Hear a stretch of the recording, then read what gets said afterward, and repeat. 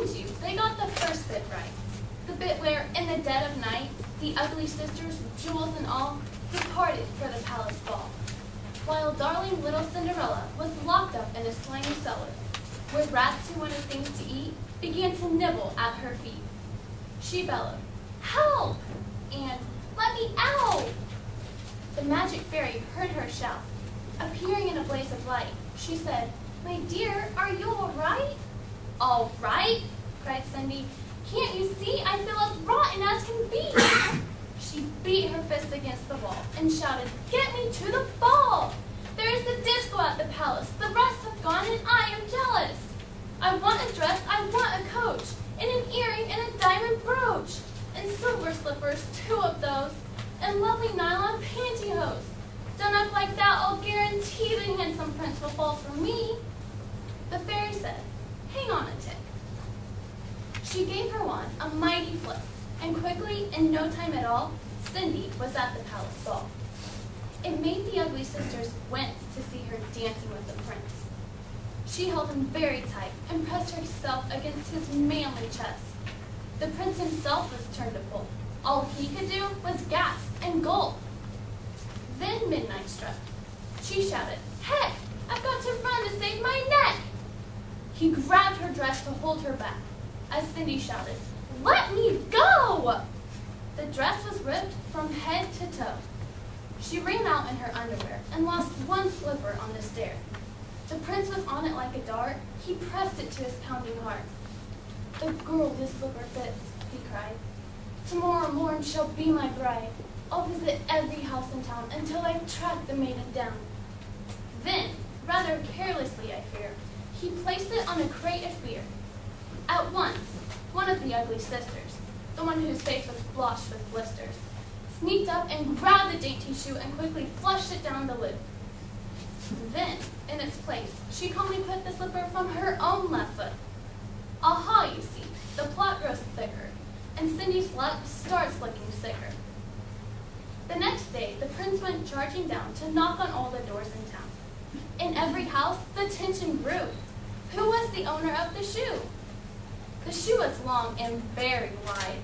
A normal fit got lost inside. It also smelled a wee bit icky. The owner's feet were hot and sticky. Thousands of eager people came to try it on, but all in vain. Now came the ugly sisters' go. One tried it on. The prince screamed, "No!" But she screamed, "Yes, it fits! Whoopee! So now you have to marry me!" The prince went white from ear to ear. He muttered, "Let me out of here." "Oh, no, you don't! You made a vow. There is no way you can back out now." "Off with their heads!" the prince yelled back. They chopped it off with one big whack, and quickly, in no time at all, this pleased the prince. He smiled and said, "She's prettier without her head." Then came up sister number 2, who yelled, "Now I will try the shoe." "Try this instead," the prince roared back. He swung his trusty sword and smack. Her head went crashing to the ground. It bounced a bit and rolled around. In the kitchen, peeling spuds, Cinderella heard the thuds of bouncing heads upon the floor and poked her own head around the door. "What's all that racket?" Cindy cried. "Mind your own biz," the prince replied. Poor Cindy's heart was torn to shreds. "My prince," she thought, "he chops off heads. How can I marry anyone who does that sort of thing for fun?" Just then, all in a blaze of light, the magic fairy went hove in sight. Her magic wand went swish, swish. "Cindy," she cried, "come make a wish. Wish anything and have no doubt that I will make it come about." Cindy answered, "Oh, kind fairy, this time I shall be more wary. No more princes, no more money. I have had my taste of honey. I'm wishing for a decent man. They're hard to find. Do you think you can?" Within a minute, Cinderella was married to a lovely feller, a simple jam maker by trade, who sold good homemade marmalade. Their house was filled with smiles and laughter, and they were happily ever after.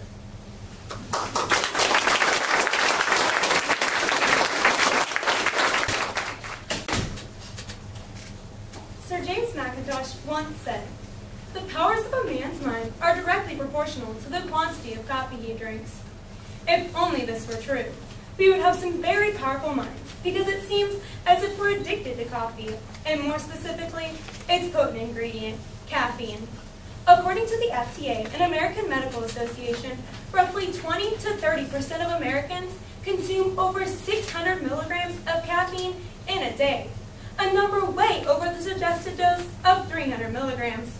And if you're one of those people who drinks 4 or more cups of coffee a day, you're probably among that number.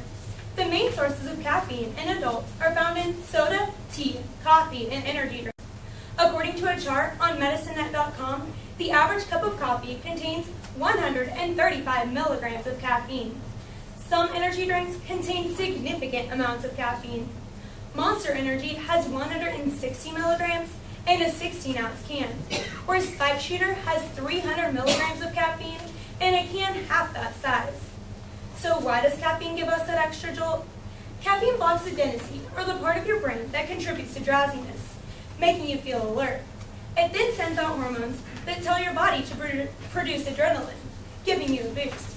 And finally, the caffeine manipulates dopamine, which activates pleasure centers in your brain, making you feel good.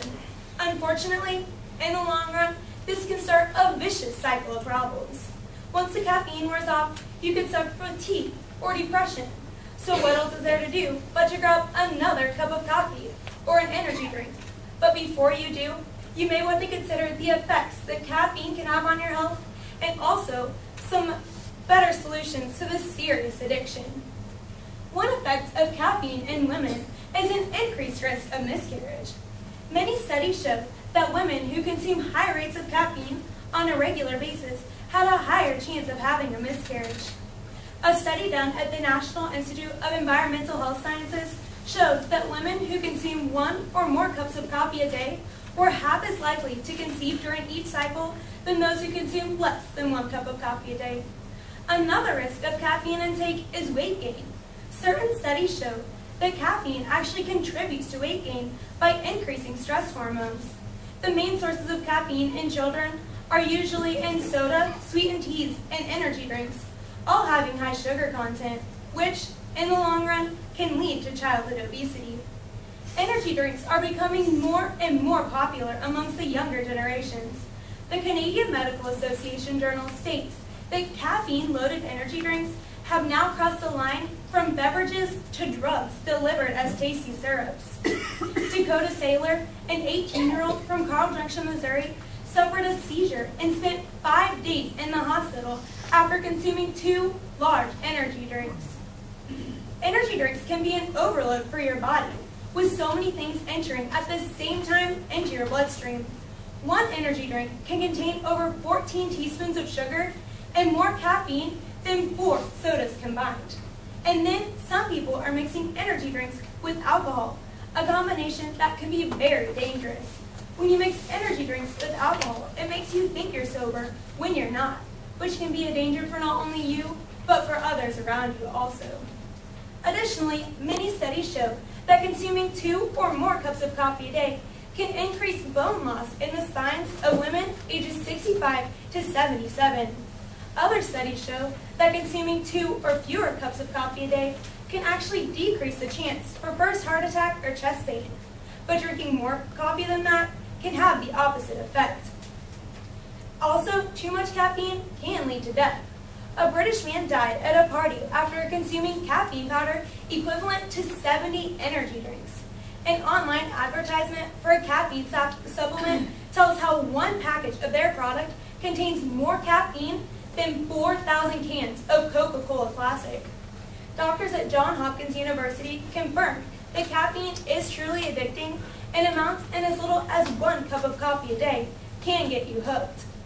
When purified, caffeine is a bitter white powder and is considered one of the most common psychoactive drugs in the world.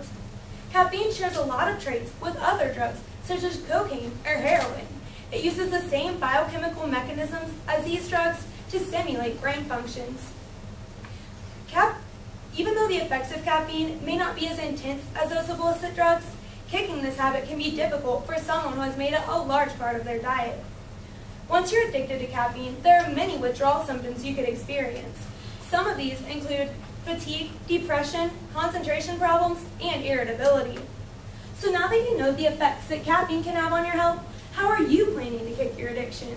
Here are a few suggestions of ways to replace caffeine in your daily life. The first thing you can do if you're in need of an energy boost is to eat an apple. Fruit has high fructose levels and vitamins needed to achieve a natural energy boost. The energy boost you receive from an apple won't be the same as the one you receive from caffeine. You won't feel jittery or jumpy, but the fructose causes alertness, like caffeine wakefulness. Some other fruits that can have the same effect are grapes, peaches, and citrus fruits, all having high fructose levels. The vitamin C in these fruits is also known to boost energy. Next, a more obvious solution to cutting the caffeine out of your life is to get more sleep. Getting enough sleep can be difficult for anyone in today's world with so many things going on, but according to an article on HowStuffWorks.com, the caffeine in the coffee you drink can affect your sleeping habits even if you drink your last cup in the early afternoon. Caffeine's effect on adenosine, or the part of your brain that helps you sleep, will make it difficult for you to fall into a deep sleep. You may be able to get to sleep after those cups of coffee, but your body will miss out on the benefits of the deep sleep that it needs. There are a few different herbs that would make for good caffeine substitutes. One of these has been used in Chinese medicine for many years. Ginkgo biloba is used to increase blood flow to the brain and extremities, causing you to feel more awake and energized. Another herb, ginseng, has been used to increase blood flow to the brain and extremities. Ginseng, however, along with many other herbs, can have negative interactions and side effects when mixed with certain things, so you should consider that before you substitute them for caffeine. Tocino is a coffee substitute that is quickly catching on throughout the United States. It contains none of the effects of caffeine, but will still give you an energy boost. Green tea could also make for a good coffee substitute. It contains some caffeine, but nowhere near as much as coffee. Green tea is full of antioxidants and a much healthier choice than coffee. And lastly, vitamin B12, a vitamin found in fish, beef, eggs, and dairy products, plays a large role in the production of melatonin in your bloodstream. This vitamin will not only help you stay awake and energized during the day, but will also help you maintain a normal sleeping pattern at night. In conclusion, the health risks of caffeine are not worth the buzz you receive from it. As Betty Kovacs said, people are reaching for their jolts of caffeine, like they used to reach for their cigarettes. We all eventually learn the truth about cigarettes and are slowly learning the truth about excess amounts of caffeine.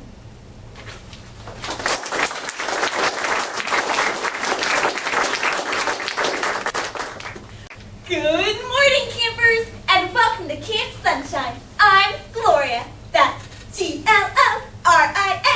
and I'll be your social director. Camp Sunshine is the biggest and best Bible camp in all of Arkansas. You want to know why? Because God made it himself. That's right. One day, God was just walking down Interstate 129, just a little out of Little Rock, and said, "Wow, what a great place for a camp." Yes, he did. It's in the Bible. No, Lucille, don't look it up. It's in the newer versions only. Camp Sunshine by Ken Bradbury. Dear Mom and Daddy, from your lonely and abandoned daughter, Lucille. This is my first day at camp, and I hate it. The social director reminds me of Aunt Margie, the one no one likes. And my bunkmate, a girl named Margot, spends all of our small group prayer session staring at boys' butts. This is her 8th year coming, and she snags a different boy every year. That's the only reason she comes. She says Christian boys are easier to fool, and their daddies always drive nice cars. We're supposed to meet with the athletic director this afternoon. His name is Uncle Ernie. I hope he's nice. All right, you guys, snap to. Let me make one thing clear. God doesn't want no spindly-legged wimps. When you climb that styrofoam mountain this afternoon, I want you to climb like the devil himself is right up your butt. You hear me? My name is Uncle Ernie, and I'm in charge of showing you God's love through athletics. Whew, whew. I'm talking godly sweat, gentlemen. I'm talking holy pain. From this day on, I'm going to be your mama. I'm going to be your daddy. I'm going to stop one step short from being God himself. And I've even got my eyes on that. Mom and Daddy, this is Lucy. Uncle Ernie is a creep. Today, he ran into an oak tree head first. Just shows how God's love protected us. I guess God was looking the other way because he almost smashed his brains in. He got a concussion, but he says it only makes him stronger for the Lord. So now, not only is he a creep, he's a stupid creep. Will you come get me? Good